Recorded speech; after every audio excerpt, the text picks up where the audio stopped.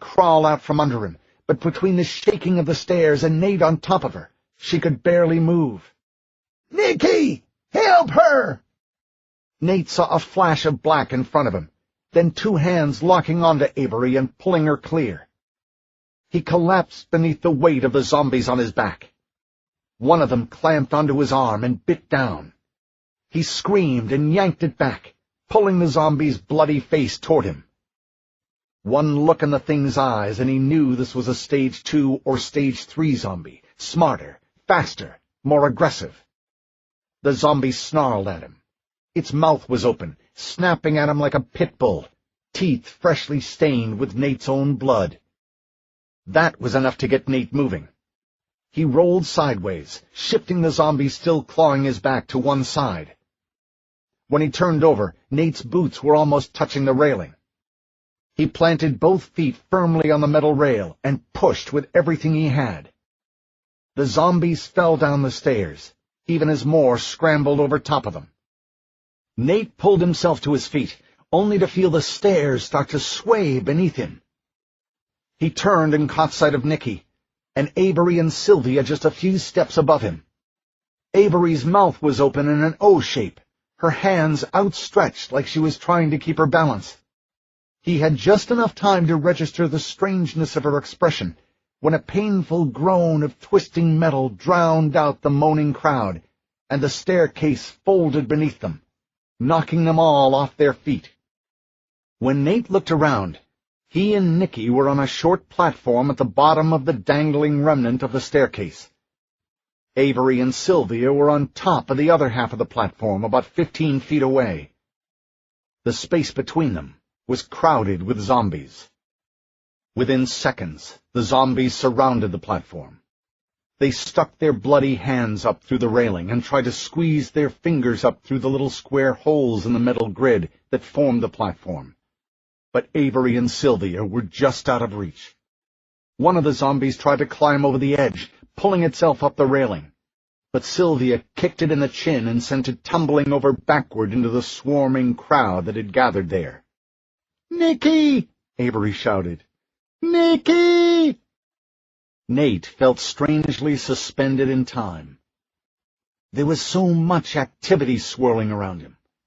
Bodies were surging forward, ripped and ghastly faces snarling at him, hands reaching for him, and Avery over there, her face contorted with fear, reaching for Nicky. A hand grabbed the toe of his boot, and Nate kicked it away, a crazy thought racing through his head as he backed away. This is what a rock star must feel like. All those screaming fans reaching over the lip of the stage, hoping for just a touch. Beside him, Nicky was tugging on part of the railing, every muscle in her arms and neck straining. The next instant, the bar came loose, and Nicky pushed past him, the bar raised over her head like a club. "Hang on, Avery!" she shouted. She swung the bar down on top of the nearest zombie's head, smashing it in on one side. Zombies reached for her, groping at the cuffs of her BDU pants.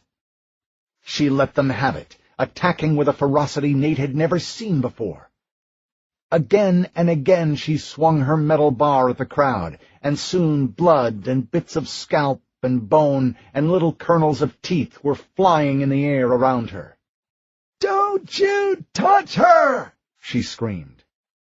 Her metal bar was streaked with gore now, and every time she swung it, clumps of wet tissue went flying. But still the crowd around them grew larger. For every one that she knocked down, more surged forward to take its place. Their hands were slapping at her knees, her thighs, and to Nate it looked like they might pull her down at any second. And they probably would have, too, if at that moment one of the black pickup trucks hadn't roared into the bay and plowed its way through the crowd, stopping in line with the platform where Sylvia and Avery were stranded. Guards jumped over the side, their weapons pointed at the women. "No!" Nicky shouted. "You leave her alone!" An amplified voice boomed from the truck. "Drop the bar! Put your hands where we can see them!" Nate caught a glimpse of the driver through the blood streaks covering the windshield. He held a PA microphone in one hand. His eyes were fixed on Nicky. "Nicky Booth," he said, "put it down. You're coming with us." Beyond the truck, Nate could see Avery struggling with a man who held her arms twisted up behind her back. "Nicky, run!" Avery shouted. "Go! You have to!" The man twisted Avery violently away from Nicky and Nate, bending her over the railing so that her face was just inches out of reach of the zombies clamoring to get on the platform. "Go!" Avery screamed again. "Go!" Nate saw the fight suddenly drain out of Nicky. He was looking at her back, but he could tell the fight was gone. The metal bar she held dipped to the platform. "I will find you," Nicky said. "You hear me, Avery? I will find you." "Nicky Booth, drop your weapon, now!" She turned away from the zombies and the men holding Avery and Sylvia prisoner, and when she caught Nate's eye, he could see her heart breaking. "Come on," she muttered as she passed him. "We need to go." "Stop!" said the amplified voice. Nicky jammed her middle finger into the air, not bothering to turn around. Nate lumbered up the stairs after her. Chapter 22. Jimmy and Gabby hadn't been able to move from under the little wooden bridge where they hid when the Red Man's zombies came ashore. They were both flat on their backs in a channel of muddy brown water that was rising steadily with the rain. The bridge's wooden slats were inches above their faces. The rain was falling steadily now, water dripping through the gaps in the planks, churning the runoff water in which they lay into a foam. The steady motion of the rain almost allowed him the illusion of a quiet calm. Except, of course, the Red Man was still out there, on the lawn. Jimmy had hoped the rain would cause him to move his zombies in the hotel, but instead they seemed to be lining up for review in the lawn, not 50 feet away. They weren't going anywhere, and neither were Jimmy and Gabby. Gabby said, "Jimmy, tell me again about Mexico. I want to hear you tell it. About the fish so stupid they jump into the boat, and the lime trees, and the way the ocean smells at night. Tell me about that again." But he wasn't listening. He'd noticed something going on out of the water, and he was trying to see through the tall ditchweeds that grew up around it. "Jimmy!" He gave her hand a gentle pat, a warning that instantly silenced her. He glanced at her out of the corner of his eye, and she nodded back. She was frowning, but made no attempt to question him about what was going on. It was amazing to him how fast the dreamer could leave her. In an instant she could revert to the hard, practical woman who had pulled him back from the edge of death so many times. The transformation was so complete and so instantaneous. It made him wonder if the dreamer wasn't some kind of act put on only for his benefit. Indeed, she never acted that way except when they were alone. Perhaps the dreamer was just a calculated manifestation of the hard, practical woman who did so much for the man she loved. Did she sense that he needed that illusion of being her security, her provider, much as their daughter had needed a nightlight for so many years? Was the fantasy as much for his benefit as hers? It was certainly possible. For as tough as she was, for as hard as she could be, she was also a woman. And a woman, especially a woman like Gabby, was always so much more complex than men gave her credit for being. He suspected that complexity was the origin of her beauty, the way that even now, overweight and graying, she could shine in his eyes. He let out a long breath. It had been a month and a few days since he'd run out of his blood pressure pills, and he could feel the closeness in his chest, his pulse uncomfortably fast. Jimmy focused on his breathing, trying to ease down the pounding in his temples. He turned back to the river. "Can you see anything?" she whispered. "A little. There are some boats pulling away from the pier." How many? Looks like nearly all of them. Jimmy was looking through a narrow part in the weeds, and as more boats came into view, he could see men in black uniforms, most of them looking vacant and bored, weapons slung casually over their shoulders, waterproof ponchos pulled down over their faces, watching the zombies on the hotel's lawn. "What are they doing?" Gabby asked. He shook his head.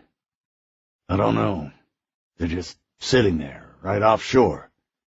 It's like they're waiting on something." Jimmy thought back to the early days, right after the outbreak.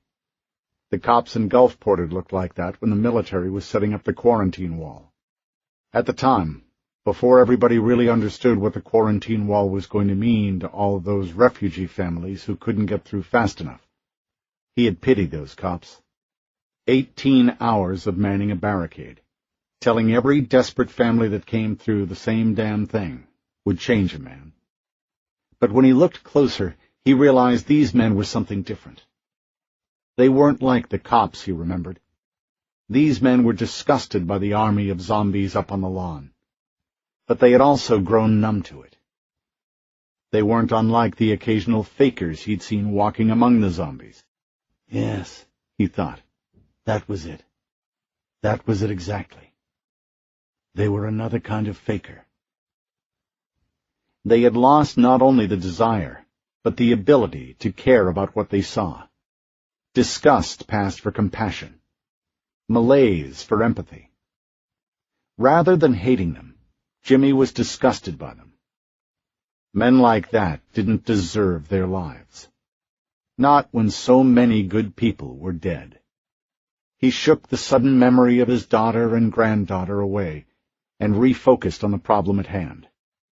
Through the rain and the gray haze sitting over the water, it was difficult to be sure, but he counted at least 20 boats out there, most of them medium-sized fishing boats, like the kind that had cornered them out on the river just after daybreak.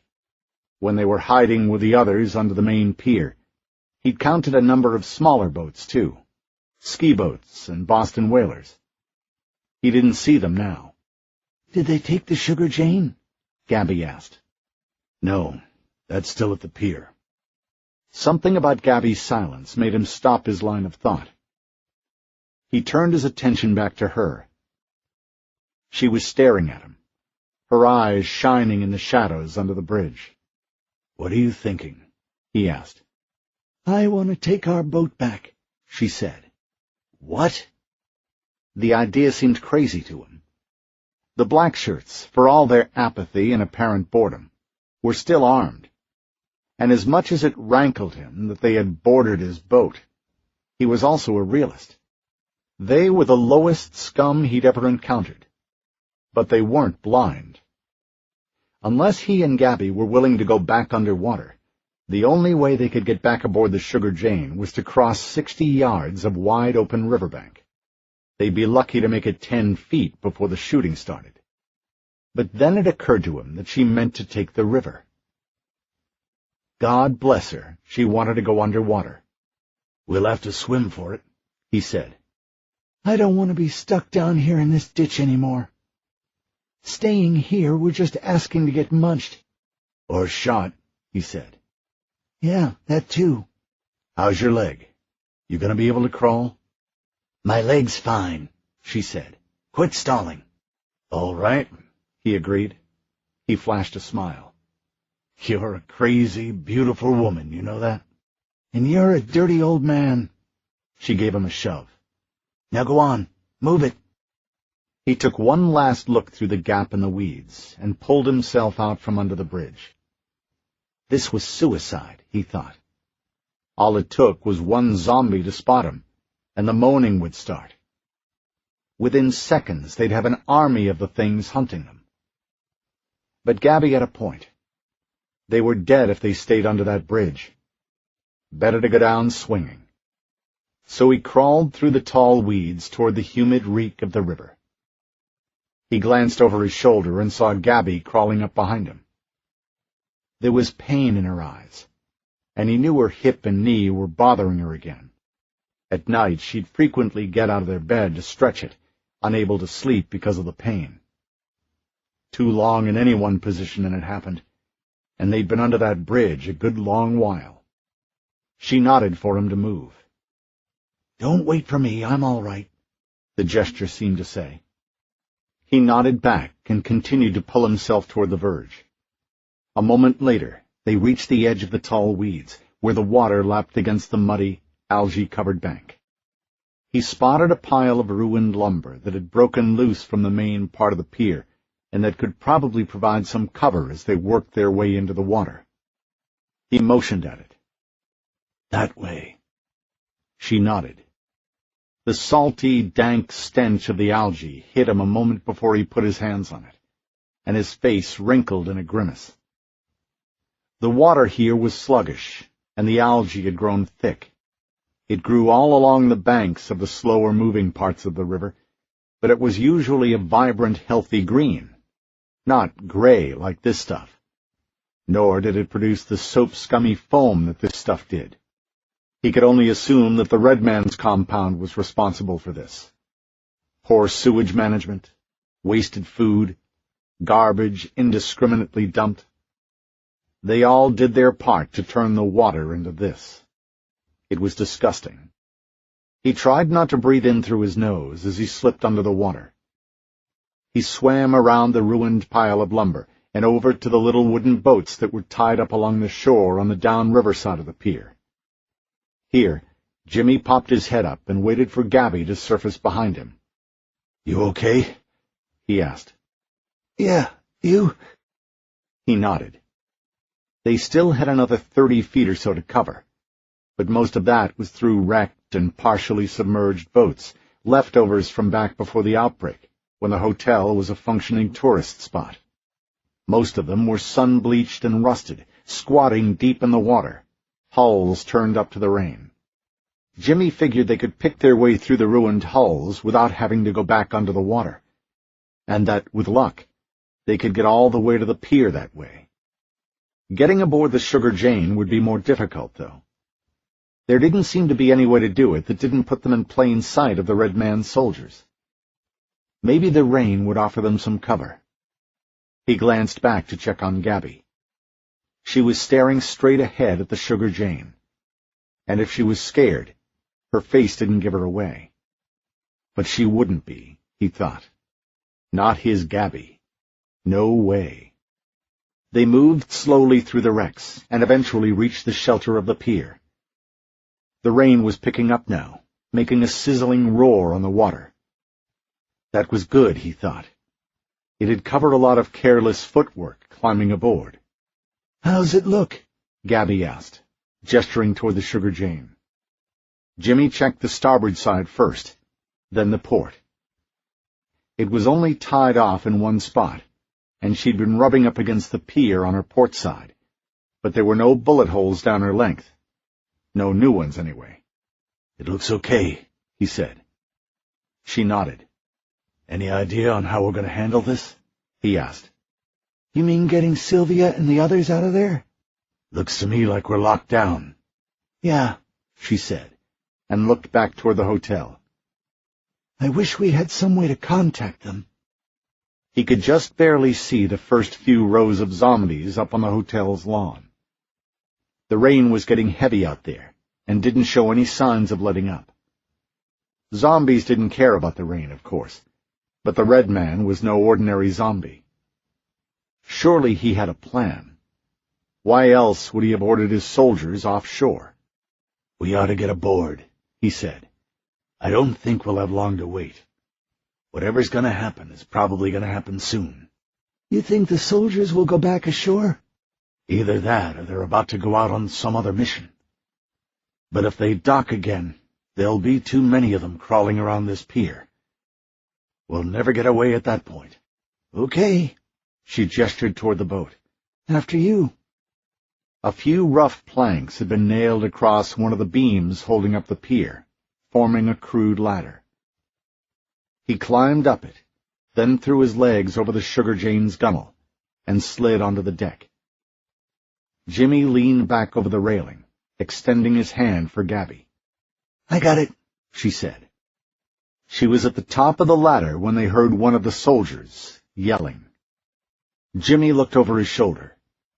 A young man was leaning over the railing of a nearby boat, pointing at them through the rain. "Over here!" he yelled. "I got 2 of them over here!"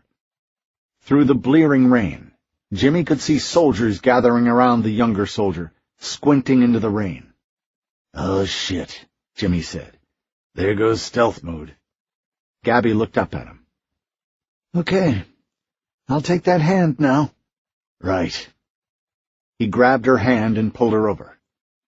Once aboard, she quickly unwound the rope that held them fast to the pier, while he slipped into the cabin, pulled the mattress off the bed, and removed 2 rifles and their last box of the M67 fragmentation grenades.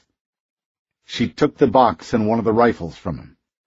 "Only 8 left," she said, looking into the box. He forced a smile and shook his head. "I guess we better make 'em count." Chapter 23. The black shirts handed Sylvia and Avery off to a third man already in the bed of the pickup. He was carrying a pistol and made them sit with their back against the cab. The third guard looked exhausted, but right away Sylvia sensed a nervous tension coming off him, like an animal waiting for a hunter to pass it by. He went down on one knee, the pistol resting across his thigh. Sylvia noticed he tried to stay as close as possible to the middle of the bed. Though there were wooden railings extended upward from the sides of the pickup's bed and a protective layer of chicken wire strung over the wooden rails, this man didn't seem to trust it. He watched the zombie crowd pressing up against the truck out of his peripheral vision, and it occurred to Sylvia that he was probably as scared as she was. The other 2 black shirts, the ones who had taken them prisoner on the platform, climbed over the cab and dropped down into the bed. They slapped the roof of the cab and the vehicle slowly reversed, knocking down zombies as it cleared the bay and emerged into a steady rain that had turned the landscape a watercolor smear of gray and green and ochre. Sylvia looked up at the sky, blinking the rain from her eyes even as she savored the taste of it on her lips. It was cool, and her lips were cracked and dry. It felt good. The soothing coolness of it gave her an idea. She looked at the guard directly in front of her, the one with the pistol. "Why do you serve him?" she said. He looked at her, dully, not answering. She looked at the other 2. "Why do any of you serve him?" "Shut up, lady," said one of the guards, an older, battle-scarred man leaning against the railing. He refused to look at her. "Sylvia, what are you doing?" said Avery. Sylvia flashed an, "It's okay. I've got this under control," smile. She turned to the first guard, the scared one with a handgun. He was staring at her from under the brim of a cowboy hat. She could hear the rain striking the brim, like finger taps on a sheet of cardboard. His mouth was set in a deep frown, but there was something sad in those heavily lidded brown eyes of his, something tragic, and she thought, "His spirit's broken. That man is soul-sick and rotting inside, and he doesn't have the guts to admit it to himself. I don't see how any of you can do it." "Lady," the older guard said, "I'm warning you. You know what's good for you. You'll shut your mouth." "Sylvia, please," Avery said. But Sylvia pressed on. "Is it so horrible in your world, so empty, that this is what you're willing to call your life? I've seen the fakers trying to pass for zombies, and you're just like them, except that the fakers don't pretend they're still human." "That does it," the guard said. He grabbed her by the hair and threw her face down in a pile of old, oily rags. "Sylvia!" Avery shouted. "No," Sylvia answered, turning her head enough to see Avery trembling against the far side of the truck, a guard holding her down. "No, baby. It's okay." "Like hell it is," the guard on top of her said. Rainwater channeled off the brim of his hat and fell into the pile of rags next to her face. "You want to know why we work for him? Do you? Well, you're about to find out." A few moments later, the truck trundled to a stop. The women were pulled to their feet and pushed out the back of the truck. Sylvia took a look around and gasped. There were zombies everywhere, hundreds of them, standing absolutely still in the falling rain. The smell of rot and mud caused her to gag, but despite the retching noises she made, not a one of them moved. They stared out toward the verge of the river, where a metal platform 2 stories high stood facing the hotel. Beyond the platform, floating just offshore, were dozens of boats. Black shirts stood on the decks, watching in silence. "I'm going to die here," she thought. "Right here. This is the end." But with the same mental breath, she thought, "No, I can't let the fear show. Not in front of Avery." But it was hard. She was so scared. She looked at Avery to see how she was holding up. Avery's behavior since losing Nicky in St. Louis had been troubling her a lot. She'd become so quiet, a lot like she'd been all those years ago, when a much younger Nicky Booth had led her into the compound and stood watch over her like a mama bear does her cub, nearly ripping the hands off anyone who tried to touch her, even though it had been obvious they needed help. The 2 girls had been nearly feral, though Nicky had come around soon enough, even thrived. But Avery had taken a lot longer. Reaching her had been hard. Even as a kid, she'd been scary smart when it came to maps and knowing the lay of the land, so much so that for a while Sylvia thought she might be autistic. Eventually, though, she came out of her shell, and Sylvia was able to see the bright, kind, fragile young girl that a blighted world had nearly destroyed. She blossomed. But then, when they lost Nicky back at St. Louis, it had done something to her. It caused her to rewrap herself in the same protective shroud of silence and despair she'd worn after her father died, and throughout those early years at Union Field. Thinking of the child Avery had been nearly overwhelmed Sylvia's resolve, and she could feel a sob rising in her chest. She forced it down as best she could, for Avery's sake. Those were her thoughts as the old guard stepped around the side of the truck and out of sight, and the rain continued to fall in her face. His radio crackled. "He's coming," said a man's voice. "Bring them up." "You want us to bring the truck?" said the old guard at Sylvia's right, the one with the scarred face. A pause, and then the radio crackled to life again. "He says no. Walk him up." Sylvia heard the man mutter a curse under his breath, but when he looked back toward her and Avery, he was all business again. "All right, we're walking him up. Let's move it."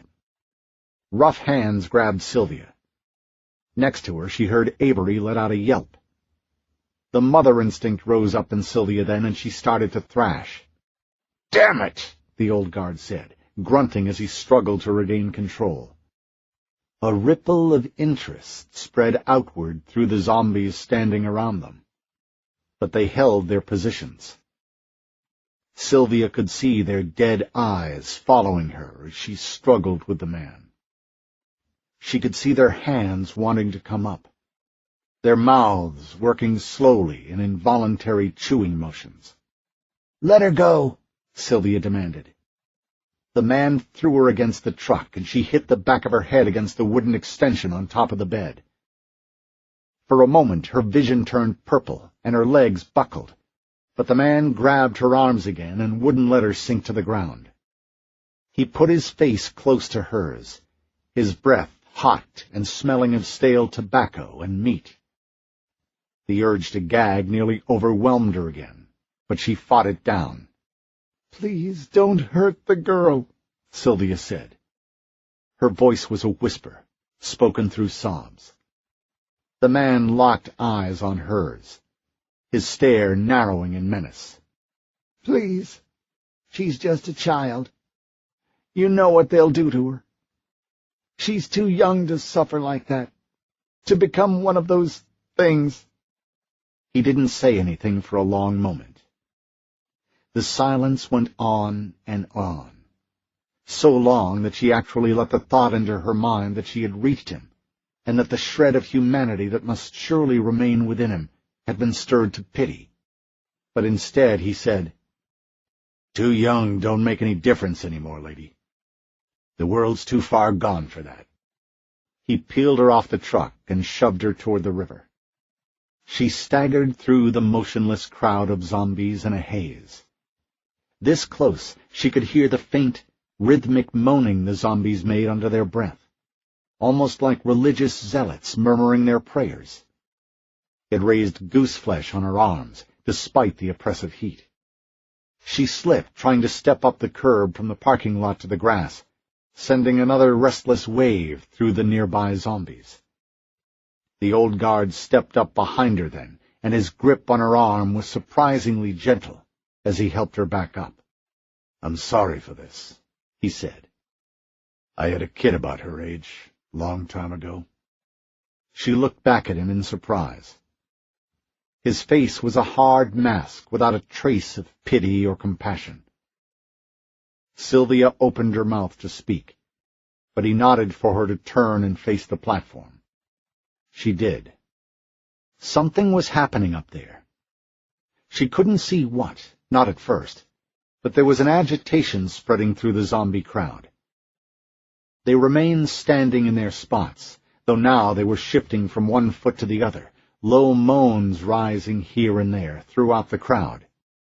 And then she saw him. The Red Man. He limped up the grass toward the raised metal platform and slowly climbed the switchback staircase to the top level. The red paint all over his body looked dark as rust in the morning light. The river behind him seemed to boil. The smell of heated vegetation and mud mixed with the rotting bodies, and everywhere she looked she saw water running down ruined, blistered faces. Uneven moans rose from the crowd, and it occurred to her then that this was some kind of hell. It had to be. Nothing like this could exist in a sane world. One of the Red Man's guards slogged his way through the mud over to her captor, rainwater dripping off the bill of his cap as he met the older man's gaze. "He wants him up there, with him." "I'm not walking him up there," Sylvia's guard said. The other guard, a much younger man, but nonetheless the one in charge, said, "Yeah, I don't want to either." He looked up at the platform, then back at the guard, and shrugged. "Fuck 'em. They can walk up on their own. He wants all of us on the boats." "Right now? He ever gave you an order you could wait on if you want to?" "No." "Then get him up there." The older man nodded, then turned to Sylvia. "All right. You and the girl get up there." "No way," Sylvia answered. "You need to move it." "We're not moving. I heard you. You're scared to death of him, aren't you? Admit it. You're so terrified you're willing to do things that make no sense. Don't you understand there's a better way? You can fight. Isn't that better? Isn't that what you would want your kid to see? It can't be this." He leaned in close, and once again she could smell the stale tobacco on his breath. "Lady, you and the girl need to get your ass up there. Right now." "We won't," she said.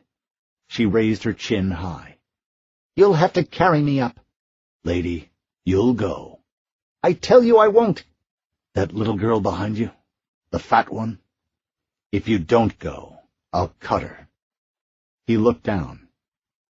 She followed his gaze to where his hand was fingering the hilt of a small utility knife. "Climb those stairs," he said. "You bastard." He didn't respond. She turned around and took Avery's hand. The fear in Avery's eyes broke her heart all over again. "Come on, baby. Let's go up. We'll be together the whole time, I promise you that." Together, they climbed the stairs. The Red Man watched them climb the last few steps, his eyes never leaving Sylvia's, his lips parting slightly, exposing teeth the color of dingy bathroom tile. Rainwater ran down his bald head and dripped from his nose, his chin, his ears.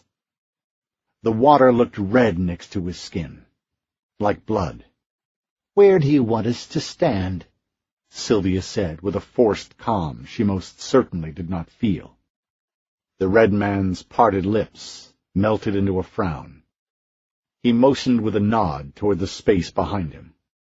Sylvia took Avery's hand, and together they walked to the back of the platform, nearest the river. She could hear the rain beating down on the water out there, an ominous sound. When she finally found the courage to turn around, she couldn't stop the gasp that came out of her. So many zombies. Not hundreds, but thousands. The rain fell on them, and they didn't move. They stood absorbed, staring in complete devotion to the crazy man painted all in red above them. Something Ben Richardson had said came back to her then. His description of Jasper Sewell, the deranged preacher of the Grasslands death cult, the way he had held sway over his church. This is a cult, she thought. A death cult in its purest, most vile form. And that man, that red man, is their god. Almost in answer to her thought, he whirled toward her. "Where is Nicky Booth?" he said. She shook her head. "My patience is at an end," he said. "You're going to tell me." "Go to hell." He nodded slowly. "Perhaps." He glanced over at Avery, who had pressed as far as possible into the corner of the platform. The red man smiled, then glanced back at Sylvia. "You're going to tell me what I want to know," he said. His hand moved to his chest, and for the first time Sylvia really noticed, the necklace of shriveled, mummified human ears that ringed his throat. "You will tell me," he said again. "Or what?" He smiled. He leaned close to her so that she could smell the rot on his breath. He said, "Or I will eat you, and make her watch." Chapter 24. Nicky walked confidently out of the shadowed protection of the hallway, the metal bar down by her side, her shoulders loose and ready. Nate followed along behind her, his nerves humming with adrenaline. At this point, after seeing her fight, he was prepared for just about anything. 5 zombies were staggering around the landing, unable to find their way downstairs. But when Nicky stepped into their midst, they all turned as one, their bodies twitching with the excitement that came from an imminent meal. "Ruh!" one of them grunted as he stumbled forward. His mouth was hanging open, his dead gaze locked on Nicky's neck. He never saw the blow that killed him. She dodged to one side and came up behind him, and before he could react, swung the bar at the back of his head. It connected with a sharp crack, and the zombie pitched over forward, hitting the wall head first. He slumped to the ground, landing on his hands and knees. Nicky was beside him before he could stagger back to his feet, bringing the weapon down at the point where his skull met his spine. He fell to the floor and didn't move. Nicky's face was twisted with rage and anger, and another emotion that Nate didn't quite recognize. But it almost looked like she was enjoying the fight. Really, really enjoying it. Like the girls in the porno movies he used to watch. But the next instant, the look was gone, lost in the shadows and her twisting and turning. He watched her. He was no longer frightened, not like he had been. Connecting the look on her face to the girls in porn was something of a breakthrough for him. Nicky Booth was in love with killing zombies. Maybe love wasn't the right word, but she certainly liked it. Another zombie went down. Nicky turned from it just as a woman with dark stains all over her dress reached for her. Nicky sidestepped the woman's hands and crushed her knee with the bar. The zombie sagged to the floor without so much as a grunt of pain. Nikki leapt over her and kicked another zombie in the groin. Its legs went out from under it, and it landed face down on the floor. It was dead with the first blow, Nate was sure, but Nikki hit it at least a dozen more times, turning its head into a bloody soup, spattering the walls with clumps of its brains and scalp. Nikki stood up from her kill, chest heaving, and turned back to the woman in the dress. She was trying to rise on her broken knee, but her legs wouldn't work right. Nikki kicked her over onto her back and jammed the jagged edge of the metal bar down into the woman's right eye. The zombie went still instantly, her arms falling to her side. The final zombie was still leaning against the far wall. He hadn't moved throughout the entire fight, just stood there bobbing his head, his mouth miming an eating motion. Nate had seen this kind before. Too addled by the necrosis filovirus to do anything but follow a larger crowd. Most were on a short countdown to starvation, because on their own they were helpless. They couldn't hunt, couldn't even fall on food that wasn't already dead or dying. They weren't completely harmless, though. No zombie was harmless. They were all walking virus bombs. But Nate had learned to just keep an eye on them as he moved on past. No need to fight when he didn't have to. Nikki was trying to pull her metal bar from the dead woman's eye socket. She put her boot on the dead woman's neck and gave it a hard yank, but the bar didn't budge. "Suction," she said, and kicked the body away. She looked at Nate, then back at the zombie still making chewing motions over at the wall. "Goddamn wallflower," she said. "I'll get it." Before Nate could say anything, she walked over to the— what had she called it? The wallflower zombie? Man, and grabbed him by his hair. She twisted him around so that he was facing Nate, and their eyes locked. His dead stare never wavered as she twisted his head sharply to one side, cracking his neck with the soft, muffled crunch of deep-down bone going where it wasn't meant to go. He fell to the floor with the same dead look locked in his eyes. Nate's gaze rose to Nikki Booth, who was staring at him, bloodlust in her eyes, even while her mouth twisted with the pain in her ribs and lower back. Her chest was heaving, her tongue dancing at her lips. "We need to find Avery," Nate said. The sexual intensity in her eyes melted away at the mention of Avery's name, and a different sort of intense stare took its place. This look Nate couldn't put a name to, but he recognized its directed ferocity just the same. She nodded. "You're right. We need to go." Nikki walked away from the kill without looking back, and Nate fell in behind her. She was at the stairs that would take them down to the hotel's main lobby, when a middle-aged man in a blue sport coat and khaki slacks, now grotesquely emaciated, his suit hanging off him in filthy rags, hair matted with mud and blood, one eye ruptured and the remaining jelly congealed in the socket, grabbed Nate from behind and pressed him against the wall. Nikki took a few steps back and scanned left and right, looking for more zombies. There were none. Nate struggled to get away, jamming the heel of his hand into the zombie's mouth as he tried to get enough of a grip to throw the man aside. The man let out a rusty moan and shuffled his feet, a movement that put him off balance just enough to give Nate the leverage to push him away. As they broke contact, Nikki stepped in and killed the zombie with 3 sharp punches to his Adam's apple. When she looked up from the corpse, Nate was holding his wrist, the heel of his hand leaking blood from a fresh cut. "How is it you're still alive?" Nikki said. He shrugged. "I'm immune. The disease can't hurt me." "I know that. I mean, how come you haven't gotten munched yet?" He said, then trailed off.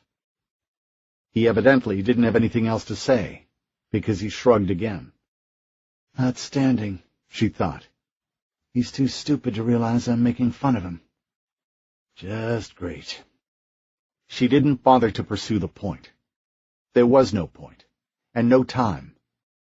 But Nate was still standing there, his mouth open, showing a fairly pronounced set of horse teeth. It was still unbelievable to her that anyone could actually be immune to the necrosis filovirus. After all the death that she had seen, all the heartache that disease had caused, the idea that someone was naturally immune to it simply boggled her mind.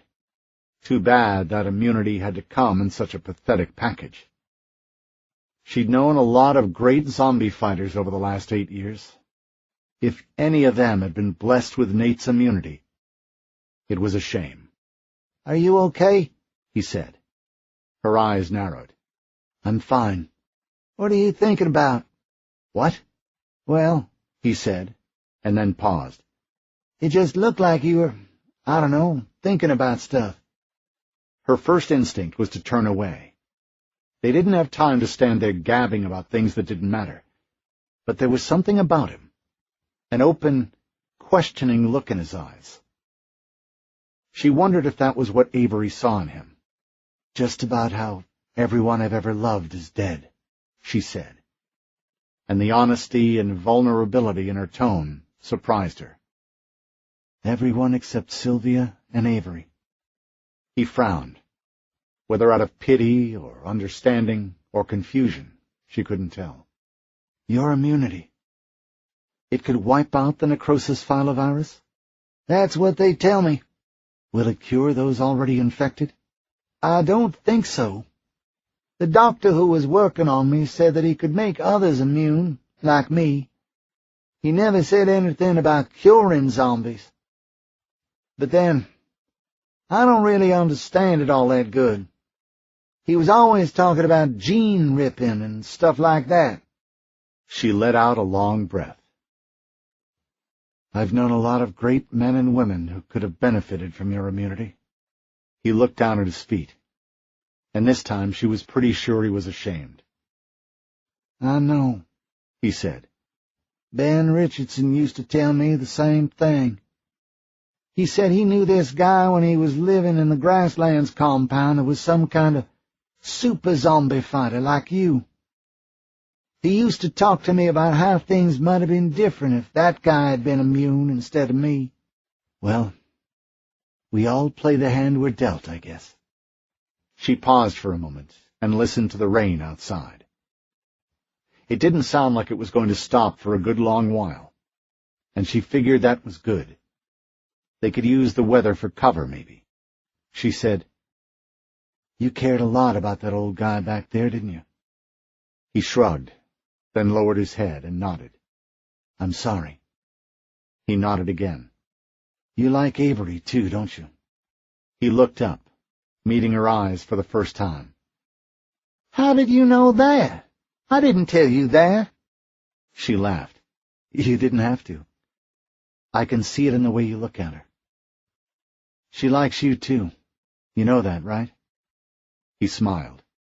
"I was impressed by what you did back at the loading dock to protect her when the stairs collapsed.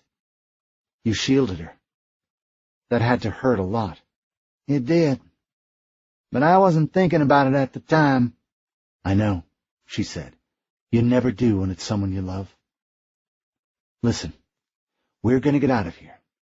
And we're going to get Avery and Sylvia back, too." "I know." "Good." She looked around the landing, and then her eyes narrowed on a shadow in the corner. "What is it?" he asked. But she was already crossing to the corner. She pulled a rusted metal chair from underneath a curling section of wallpaper and brought it over to him. Before he had a chance to speak, she kicked it, breaking it to pieces. And after it was completely smashed, she reached into the wreckage and came up with 2 nasty-looking pieces of metal tubing. "Not bad," she said, testing the heft of one of them. She handed the other to him. "You think you could do some damage with that?" "Oh," he said. He reached into the waistband of his jeans and came up with a blackjack. "I don't need that.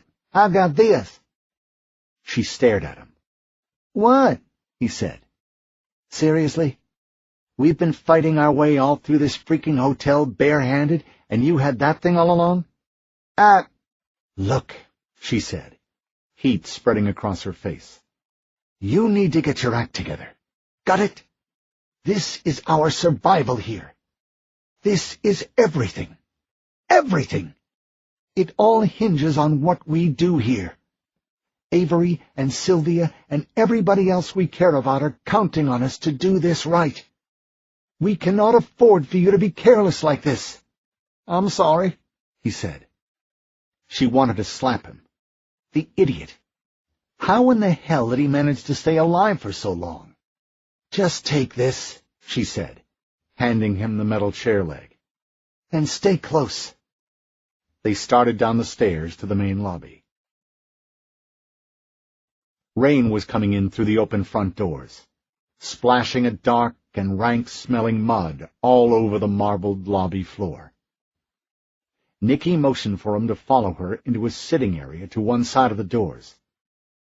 They picked their way through busted tables and moldy leather chairs, and climbed up on the ledge so they could see through the windows there. Nicky whistled softly. That's a lot of zombies. Yeah, Nate agreed. Do you see Avery? Nicky scanned the open area down to the river. There had to be over 1,000 zombies out there, standing as still as flagpoles in the rain, all of them facing the river. The soldiers had taken most of the boats out on the river. Something was going on, or was about to happen, but she couldn't... Wait a second. What? Nate asked. There, up on that platform. She pointed across the field to a raised metal stand, like something from which a marching band director would watch his band practice, except larger, and equipped with a switchback staircase leading down to the field. She had seen a flash of red up there through the gray sheets of rain. Lauren Skaggs, that insane son of a bitch. You see it? Is that the red man? Yeah. You see behind him? I think that's Avery and Sylvia. He looked from the field to Nicky. Why would he have them up there with him? Because he wants me. You? Why, because you know where Dr. Fisher is?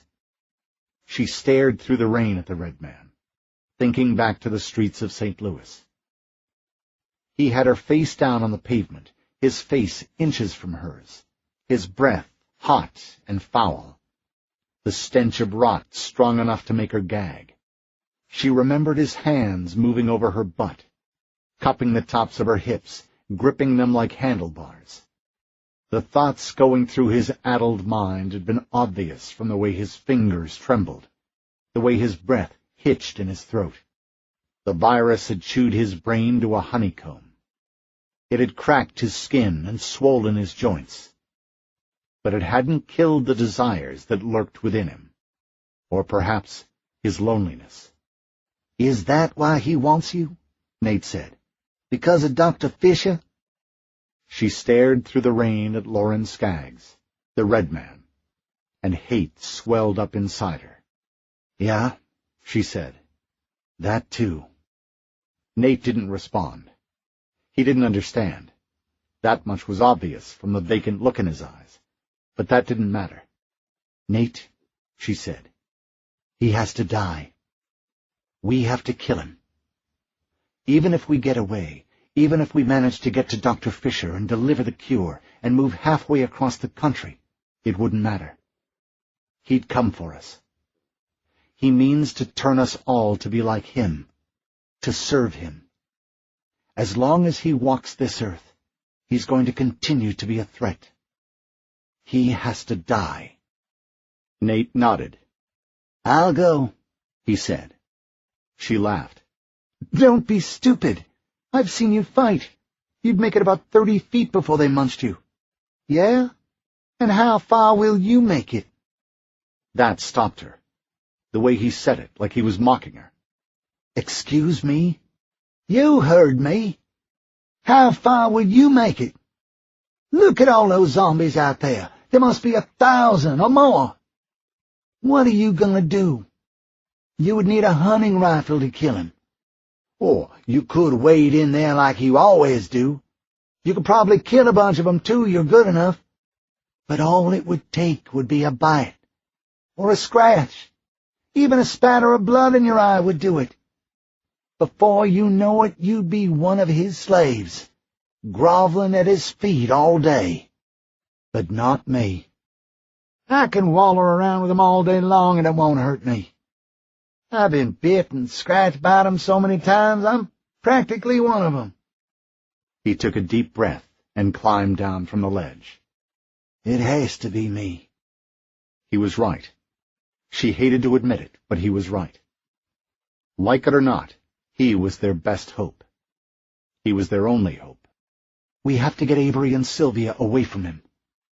Promise me, Nate, you'll do that? I'll try, he said. No, don't try. Promise me. He paused for a long time, but then he nodded. I need you to do something for me, he said. What?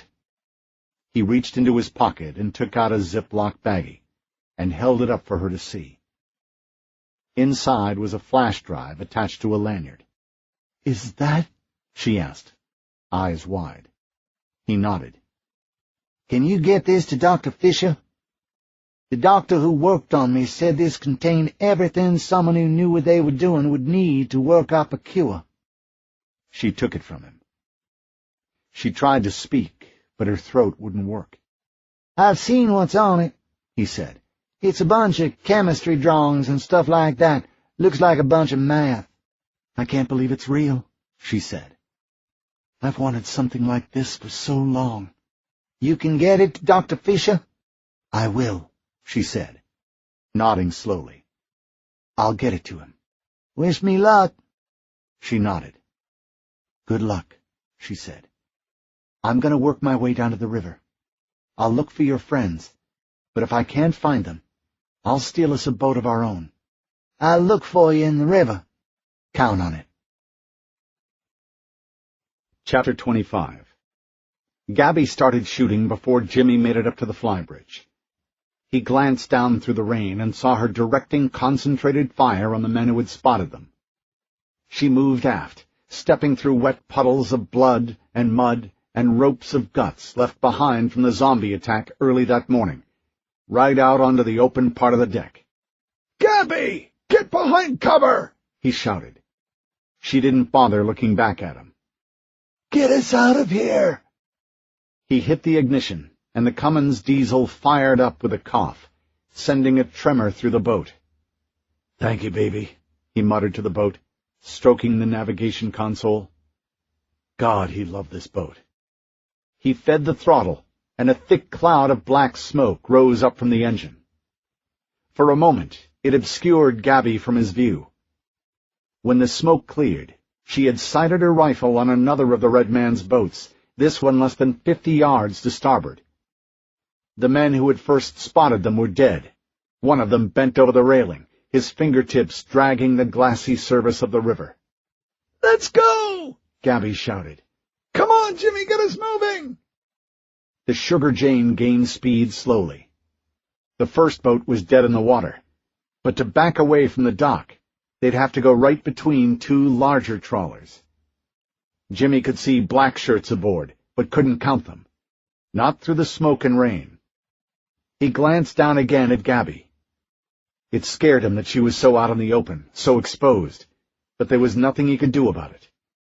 This first maneuver was going to put her even more in harm's way. "Okay, coming about," he called down to her.